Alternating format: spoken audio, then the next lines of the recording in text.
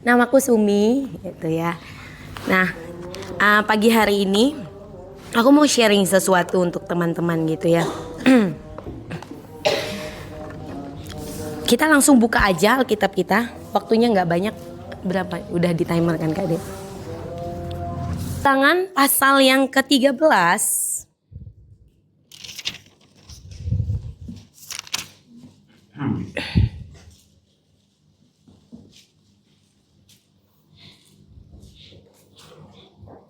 Ayat 18 sampai yang kita mau baca sama-sama ya teman-teman biar kita ngerti gitu.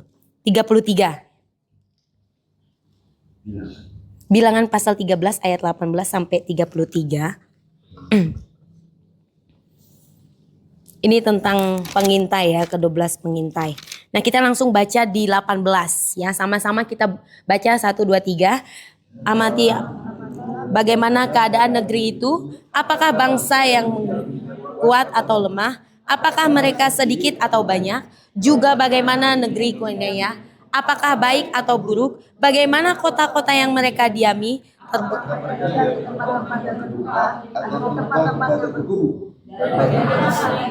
apakah buruk atau kurus, apakah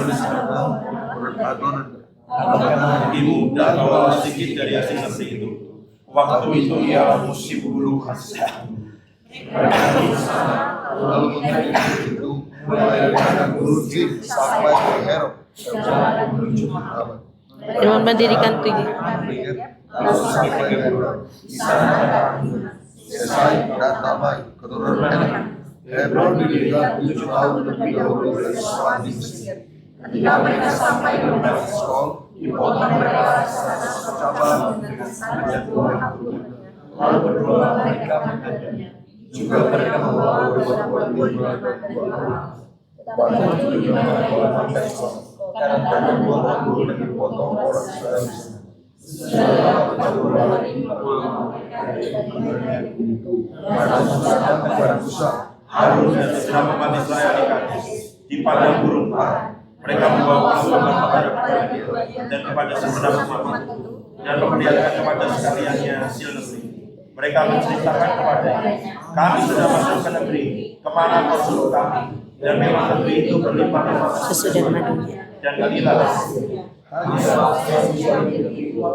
Kuat kotanya berkubu dan sangat besar. Juga keturunan Enak telah kami lihat di sana. Orang Amalek tinggal di tanah Negeb, orang Het, orang Yebus dan orang Amori tinggal di pegunungan. Orang Kanaan tinggal di sepanjang tepi laut, di sepanjang tepi sungai Yordan. Kemudian Kaleb mencoba menentukan hati mereka itu di hadapan Musa. Katanya, tidak menduduki negeri itu, sebab kita pasti akan mengalahkannya. Tetapi orang-orang yang pergi ke sana sama dia berkata, kita tidak dapat maju menyerang bangsa itu, karena mereka juga menyampaikan kepada orang Israel kabar buruk tentang negeri yang mereka intai. Dengan berkata, negeri yang telah kami lalui untuk diintai adalah suatu negeri yang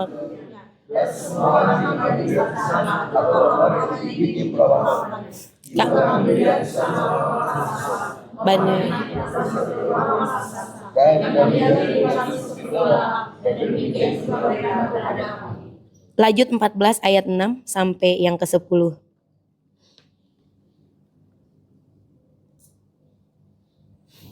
3:21. Tapi Yosua bin Nun dan Kaleb bin Yefune yang termasuk orang-orang yang telah mengintai negeri itu mengoyak pakaiannya dan berkata kepada segenap umat Israel, negeri yang kami lalui untuk diintai di luar, Ia akan membawa kita masuk ke negeri itu dan memberikan kepada kita suatu negeri yang berlimpah susu dan madunya. Hanya saja, janganlah memberontak kepada Tuhan dan janganlah takut kepada bangsa negeri itu. Sebab mereka akan yang melindungi mereka sudah meninggalkan mereka. Sedangkan Tuhan mengintai mereka. Jangan takut kepada mereka. Lalu segenap umat itu mengatakan, tetapi kemuliaan Tuhan tampak di kemah pertemuan kepada semua orang Israel. Oke, amin. Teman-teman, waktu saya merenungkan ayat ini gitu ya. Kan kita sering baca gitu ya, ayat-ayat ini berapa kali dari Kejadian sampai selesai saya baca, tapi kok ada sesuatu yang saya dapat gitu ya ketika saya membaca ini. Nah, saya mau kasih tahu teman-teman, kalau misalkan teman-teman membaca Alkitab, jangan hanya sekedar dibaca atau hanya sekedar baca-baca yang penting kejar target gitu ya. Tapi di sini teman-teman belajar untuk menghagah. Kalau ada yang ikut SPS ya, hagah itu kayak kamu pelajari. Ini kan Alkitab, ini kan logos gitu ya. Kalau dia hanya sekedar kamu baca, dia hanya sekedar jadi tulisan aja, nggak jadi rema dari dalam hidup teman-teman. Nah, ketika saya baca, saya sambil mempelajari, saya membayangkan. Teman-teman mau tahu ketika saya masuk di Bilangan 13 dan 14, teman-teman saya dibawa masuk di dalam satu cerita ini. Saya dibawa masuk ketika saya menghagah, saya pelajari, saya membayangkan, terus saya perkatakan. Saya dibawa masuk di cerita ini. Saya melihat ada raksasa-raksasa itu. Saya melihat ada buah-buahan yang sangat besar-besar. Saya melihat susu dan madu itu. Itu ketika saya, Tuhan, tapi minta pertolongan dari Roh Kudus. Roh Kudus tolongi bahwa aku masuk. Roh Kudus, aku gak mau ini hanya sekedar lewat aja. Roh Kudus, aku gak mau firman ini hanya sekedar aku baca, tapi aku gak ngerti apa-apa. Setelah itu, ya tadi dibawa masuk itu.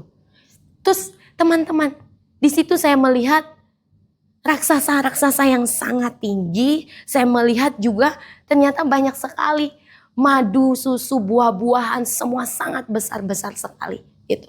Terus langsung saya dalam hati, wah kalau saya juga jadi 12 pengintai itu, pasti saya termaksud dari ke-10 itu.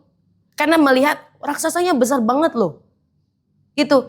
Ini dalam supranatural ya teman-teman. Aduh kakak ini kenapa sih gitu. Masa sih. Tapi saya melihat gitu. Waktu saya menghagas, waktu saya baca Alkitab ini saya merenungkan. Saya kayak dibawa masuk. Saya melihat itu.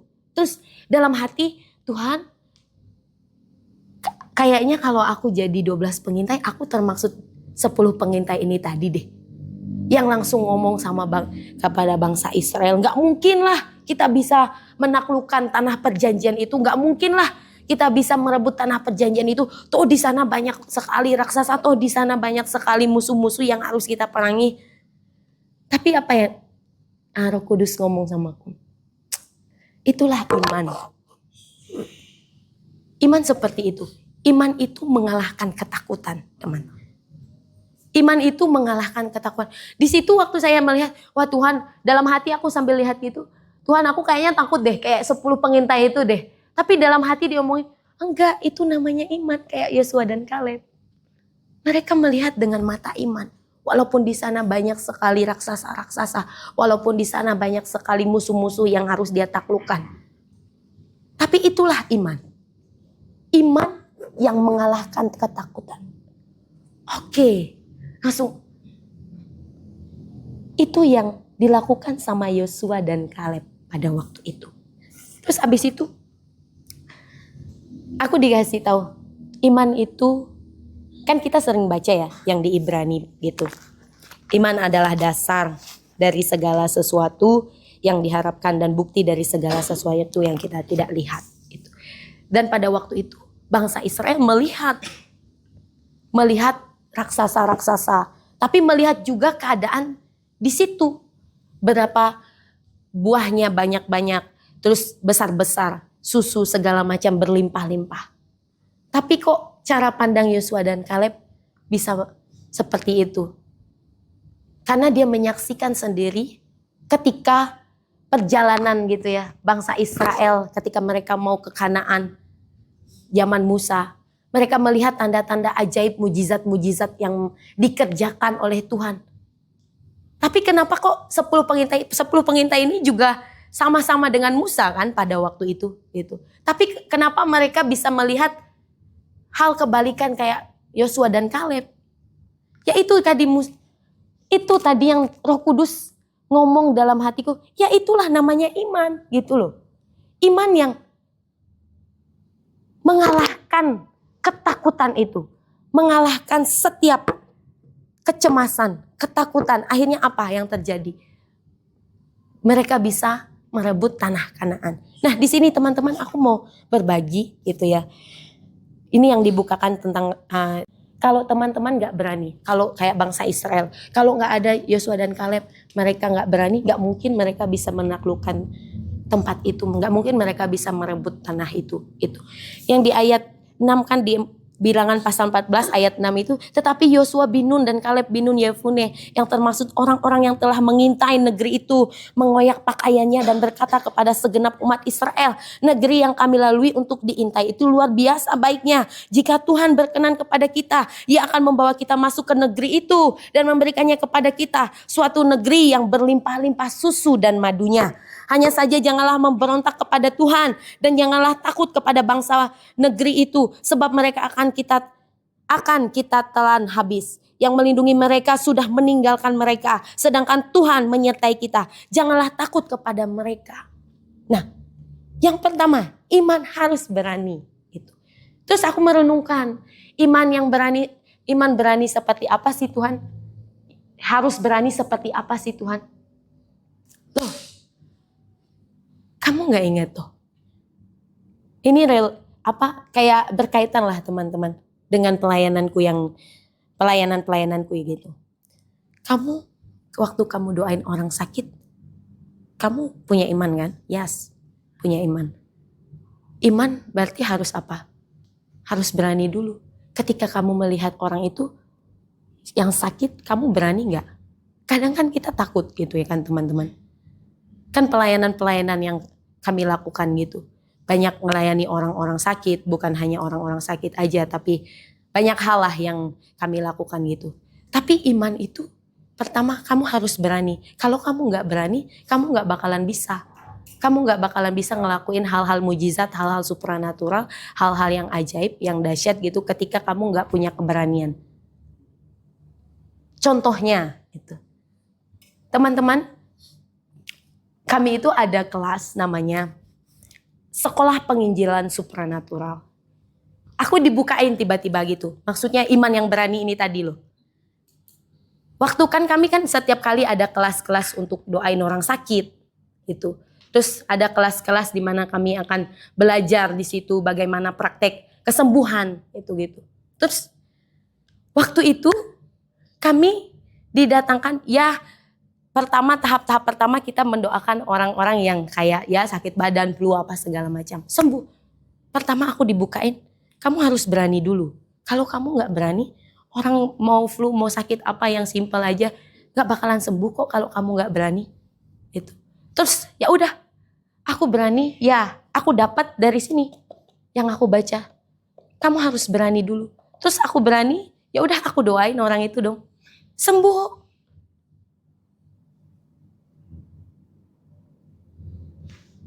Kedua, makin ini kan, tadi kan orang-orang sakitnya itu orang-orang yang cuman pusing kepala, orang-orang yang sakit badan.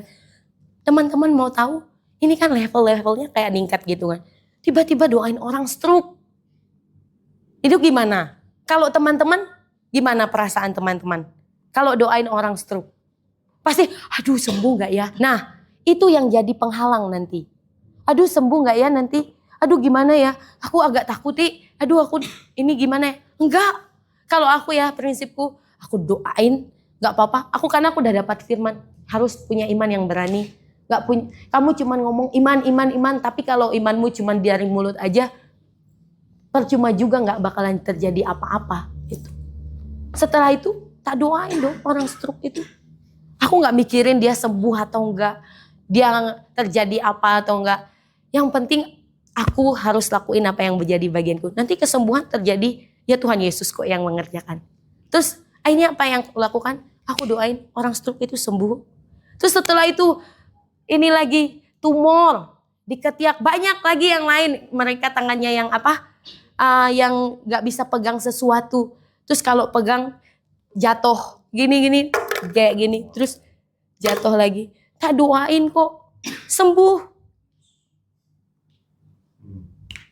Iya.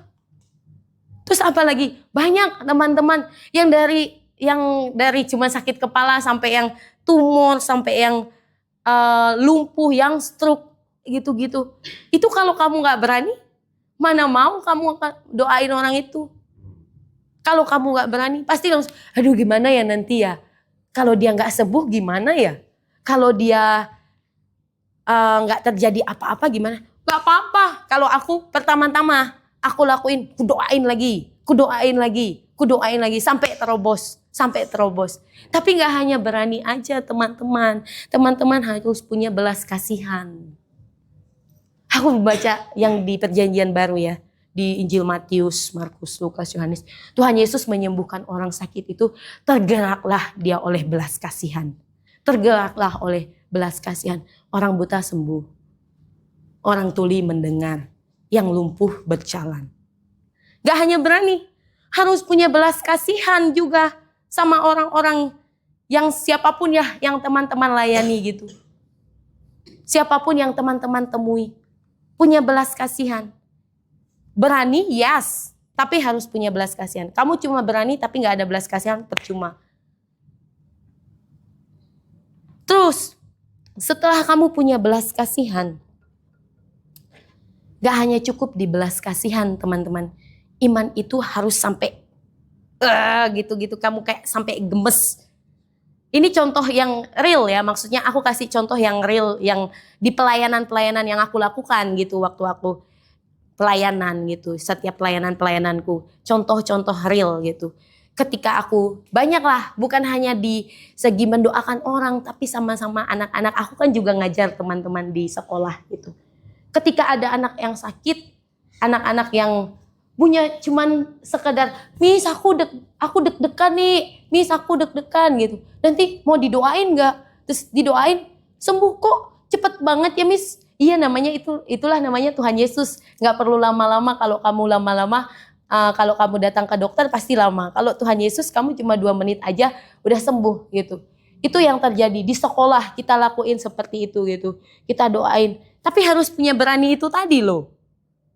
Dia cuma datang anak kecil loh. Anak kecil dia cuma laporan, Miss kepalaku pusing, Miss aku sakit ini, Miss aku sakit ini. Tapi kamu kalau nggak berani doain, kamu masih ragu, kalau kamu masih bimbang, nggak mungkin itu langsung sekejap terjadi itu. Makanya kamu perlu berani dulu. Terus kamu harus punya apa? Punya belas kasihan. Harus imbang. Terus setelah itu harus punya hati yang kenapa sih? Aku ngalami itu teman-teman sampai dibukakan ketika aku melayani gitu, melayani orang-orang. Ada yang sakitnya itu kan kayak, iblisnya kok bandel banget ya. Kenapa kalau didoain kok nggak pergi-pergi ya? Iblisnya kok ini banget ya.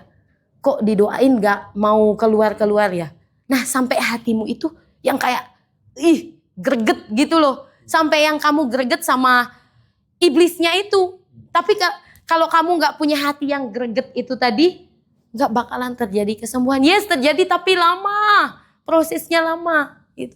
Tapi kamu sampai yang ya ampun ini kenapa sih kamu nggak keluar kau habis kau ya gitu. Aku sampai kayak gitu. Kalau kau nggak keluar kau habis, kau hancur kau dalam nama Tuhan Yesus. Dan apa yang terjadi? Sembuh. Dahsyat teman-teman. Dalam pelayanan dimanapun lah teman-teman, coba praktek gitu. Coba dipraktekin. Di sekolah kita praktek.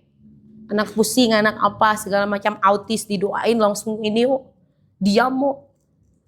Terus apalagi di gereja, yes kami praktek. Terus di mana lagi? Banyak lah.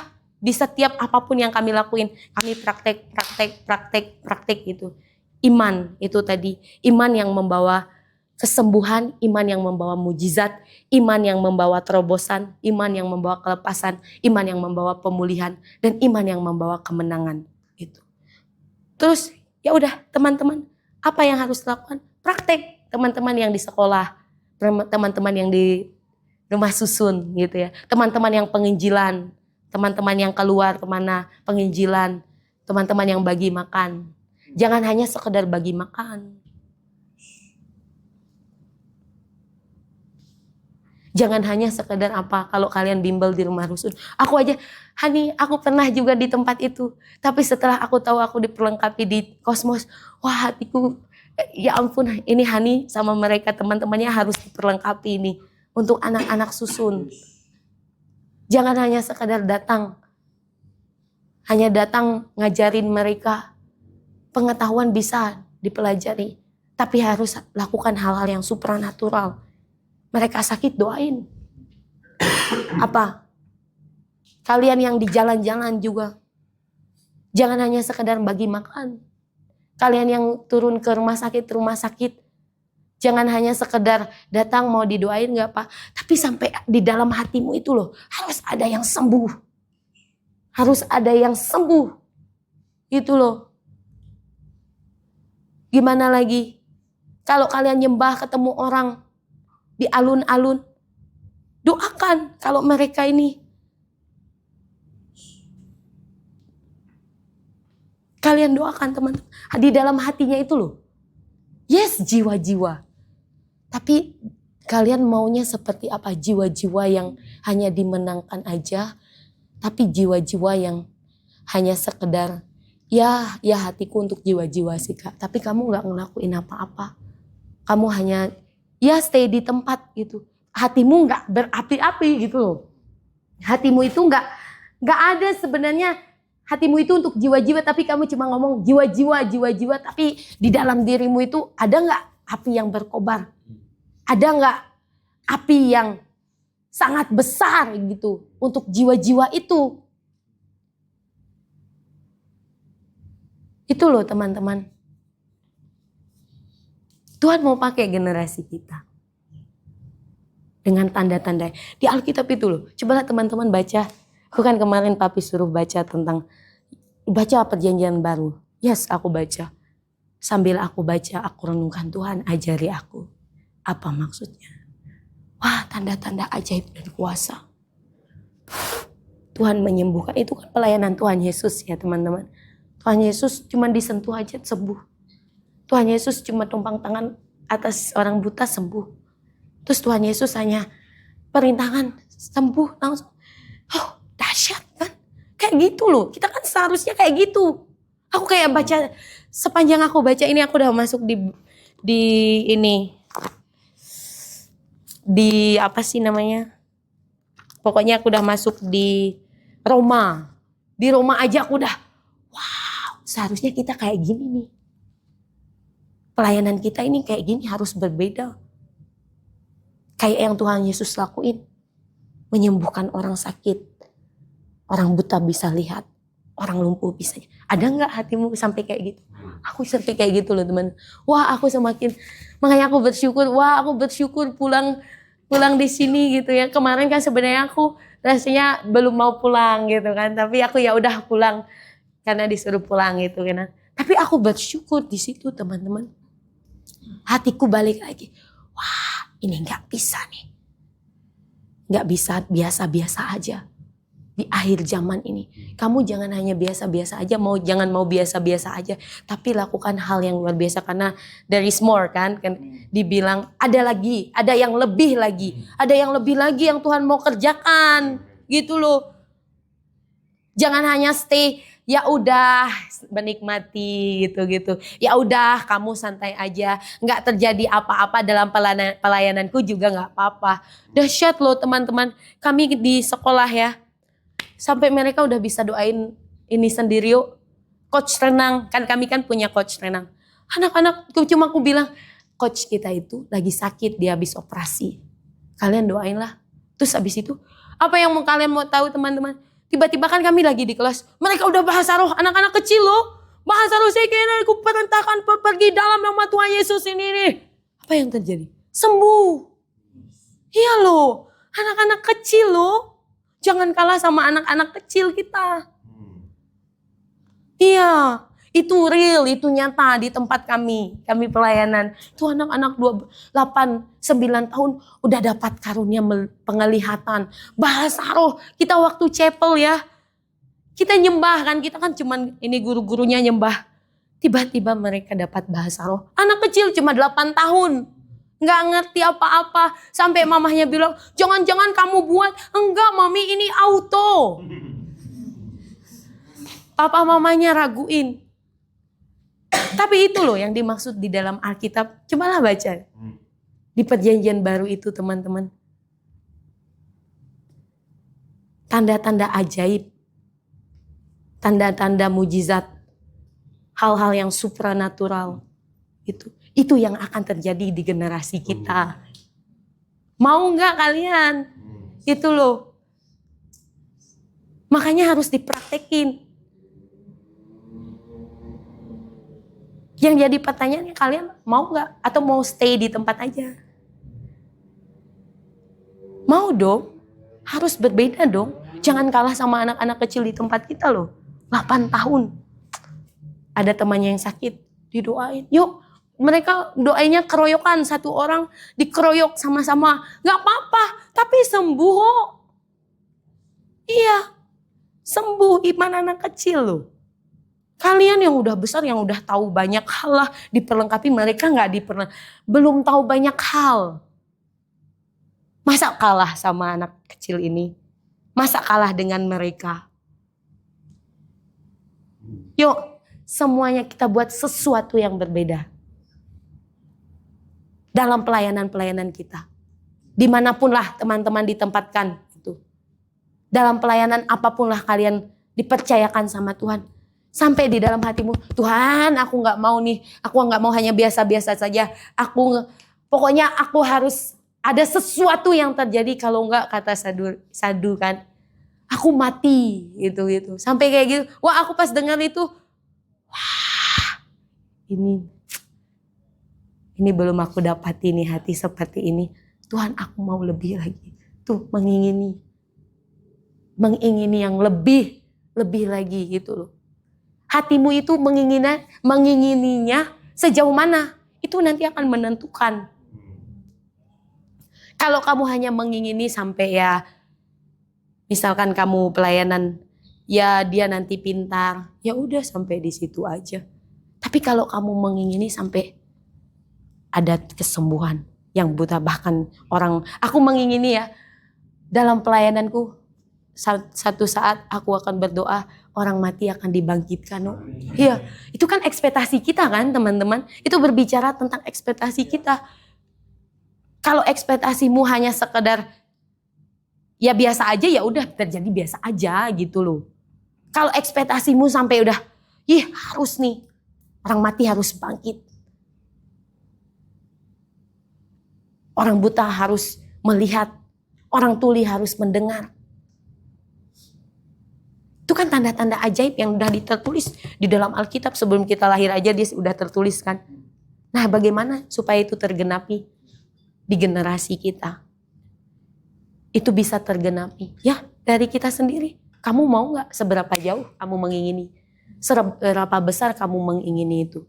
Tapi kan selalu ngomong, kalau kamu hanya mengingini secangkir ya kamu dapat secangkir. Tadi aku yang lihat tadi itu serius teman-teman. Waktu kita berdoa tadi, waktu aku datang kan kita lagi nyembah. Aku memang lihat di atas kita itu masih ada malaikat-malaikat gitu. Malaikat itu cuma keliling-keliling aja. Kok dia gak masuk ya gitu-gitu. Tapi terus nyembah. Tiba-tiba aku udah lihat itu kayak sibuk banget malaikat itu. Itu kayak di sini terbuka nih. Kayak bolong itu di sini. Terus ya udah kita nyembah, tiba-tiba langsung turun. Aku lihat malaikat itu datangi kita lagi sujud gini, dia kayak kita dikasih kayak selimut tipis warna putih itu.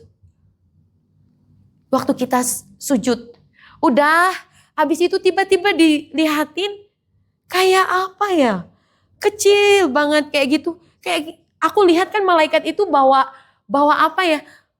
Di dalam karung besar banget dijatuhin di sini. Terus sekali kebuka aku lihat itu mata uang semuanya gitu loh. Ada warna hijau, warna biru. Tapi gak ada mata uang Indonesia di situ. Terus setelah itu aku lihat ada kecil banget segini.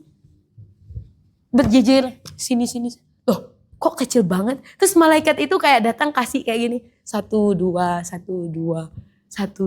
gitu. Kertas uang tadi itu loh, yang padahal di sini udah satu tumpukan, tapi malaikat itu cuma kasih ada yang 2, ada yang 3. Loh, kenapa? Di sini masih banyak. Terus habis itu makanya kan papi ngomong, ya mengingini lebih lagi, ingini walaupun kamu nggak ngelihat. Ya benar teman-teman. Setelah papi ngomong kayak gitu, tiba-tiba ada yang boom. Tiba-tiba besar, tapi baru satu. Terus habis itu tiba-tiba malaikat Tuhan datang bawa tumpukan emas lagi di sini. Kan banyak banget ya.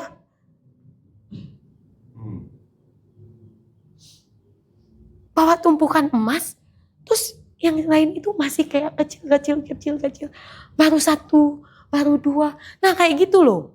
Maksudnya mengingini itu, seberapa kamu mengingini, segitu juga yang kamu akan dapat. Kalau kamu cuma tadi bawa segini, kalau kamu tadi nggak dibilangin sama papi, kamu nggak dapat semua yang tadi itu, yang malaikat turunkan jatuhin di sini tadi. Cuma segini kok, cuma muatnya 2 atau 3 lembar. Gitu. Tapi ketika tadi udah dikatakan, ayo mengingini walaupun kamu nggak ngelihat, tapi percaya di dalam hatimu. Ya, itu tadi langsung berubah, boom. Tiba-tiba langsung berubah jadi sesuatu yang besar, tinggi, sampai bisa menampung semua yang tadi itu loh. Iya, itu bisa masuk di dalam yang itu. Aku kayak dia bisa bertumbuh kayak gitu loh, kayak tumbuh gitu. Yang aku lihat, nah kayak gitu teman-teman. Seberapa kamu mengingini, itu yang akan menentukan. Jangan sampai hanya yang tadi aku lihat itu sebesar itu. Ya udah biasa-biasa aja kok hidupmu, santai-santai aja seperti di pantai gitu. Tapi ekspektasimu harus lebih karena Tuhan punya yang lebih lagi, itu kan? Tuhan punya yang sangat besar. Siap nggak kamu menampung? Siap nggak? Itu sih teman-teman yang aku mau sampaikan, mau sharing ke teman-teman gitu. Itu tadi iman yang harus berani, punya belas kasihan, terus sampai yang hatimu dalam hatimu berkata, yes, aku mau yang lebih lagi. Aku mau yang lebih. Aku mau yang lebih lagi. Aku nggak mau hanya kalau aku di pelayanan, aku nggak mau hanya sampai sembuh, tapi sampai sesuatu yang terjadi, dia bisa menyembuhkan orang sakit lagi, dia bisa menyembuhkan, dia bisa. Ini setelah aku impartasikan, dia bisa juga menyembuhkan, nanti dia bisa ini menyembuhkan. Itu ya teman-teman, dimanapun lah pelayanan teman-teman, bagian teman-teman di kampus, apa yang kalian bisa lakukan, jangan hanya sekedar mau ya santai-santai aja, tidur-tidur aja di kampus gitu, di asrama. Jangan, nanti rugi sendiri loh kalian. Iya, karena aku juga ngalami, aku juga di kampus kok dulu, satu kuliah sama kalian disangka kalah. Tapi jangan hanya sekedar ya biasa-biasa aja teman-teman. Karena itu nanti berguna kok untuk kalian dimanapun nanti kalian ditempatkan. Kalau kalian mau aja. Pasti Tuhan lakuin sesuatu yang besar dalam hidupmu, dalam pelayananmu, dalam setiap apapun yang kau lakukan, yang kau sentuh, semua dibuat berhasil. Itu teman-teman, sharing dariku gitu.